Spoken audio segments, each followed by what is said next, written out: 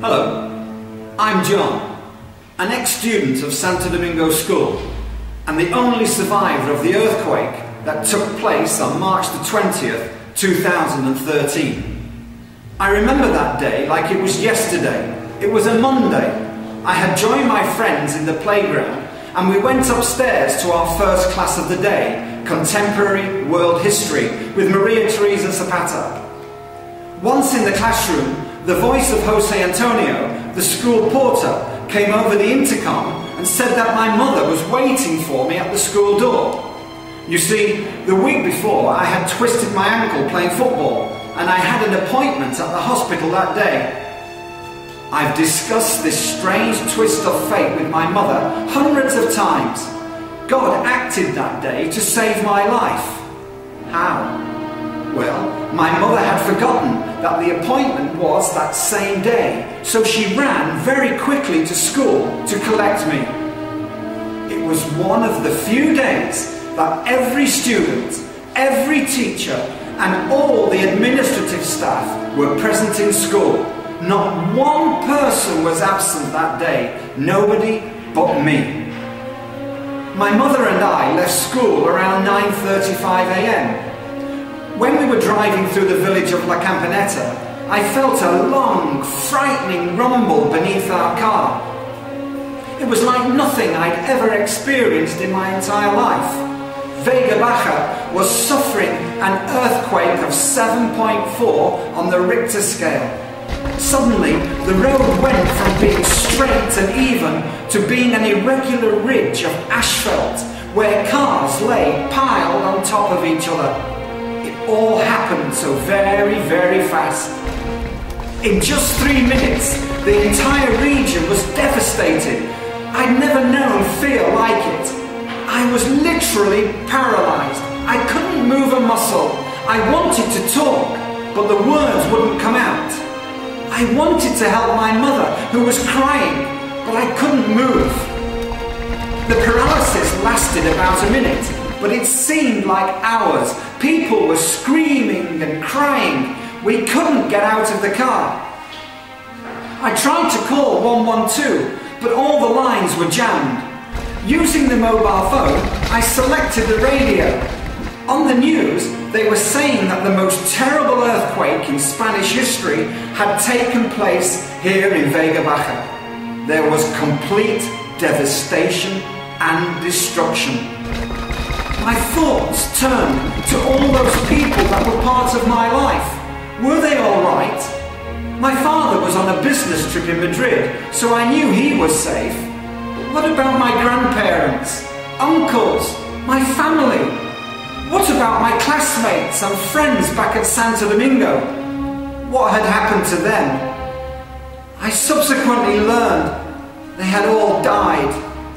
Everyone gone. That was the last thing I remember, because it was then the first aftershock hit, and it was just as strong as the first quake. I remember feeling a heavy blow to my head. I don't remember anything more after that. Just an immense blow, and my world turned to complete darkness. When I opened my eyes, I wasn't quite sure where I was. I was very aware of an intense headache. I tried to move, but I couldn't.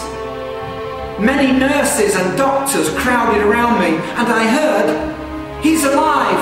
He's still alive!" It felt like there was a party going on all around me. I didn't know where I was. I didn't know any of the people who were there either. I tried to scream, but I couldn't. I had no voice. I tried to run, but I couldn't. My brain was giving me instructions that my body was unable to obey. Eventually, I sensed some movement in my body. I was able to utter a few words. I asked, "Where am I? What about my family?" I recognized the person who sat beside my bed. It was Father Jesus. He was holding my hand. There was another person in the room too, Dr. Martin, and he answered my questions. "You're in the Virgen del Socorro hospital. You have been in a coma for 1 year, and you're one of the few survivors of the earthquake last year. I had lost all my family, my friends, and everything I knew and loved, all lost on one day, in a few minutes. Everything and everyone gone. I was alone in hospital. I was 17 years old. I had a long, hard year of rehabilitation in the hospital. Father Jesus was always at my side.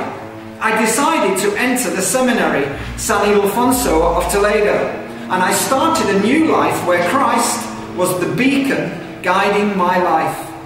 Eventually, I completed my seminary studies and I was ordained a priest. I entered the physics faculty in the University of Madrid, where I studied physics for the next 6 years. By the time I was 26, I was a priest and a physics graduate with a master's in quantum physics. It was strange that I'd become the first priest to triumph in a branch of science which sought to explain the origin of life from the point of view of science. Now my life is recovering, but I will never forget that terrible day. During the next 20 years, I worked night and day with the sole purpose of inventing something which could save my friends and family. We worked at CERN on 2 projects. The first one was the creation of matter able to absorb energy. That project was called the Swiggle project.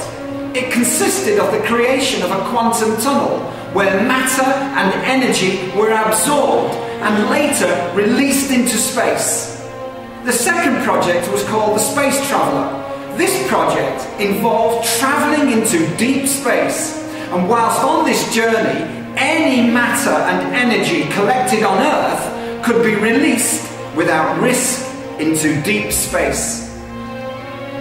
To conclude, the theory was simple.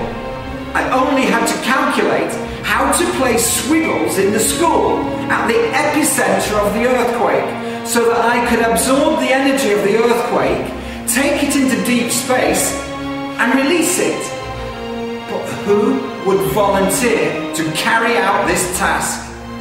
If we could do this, then I would be able to go back in time and save the lives of everyone. Is anyone out there ready for the challenge?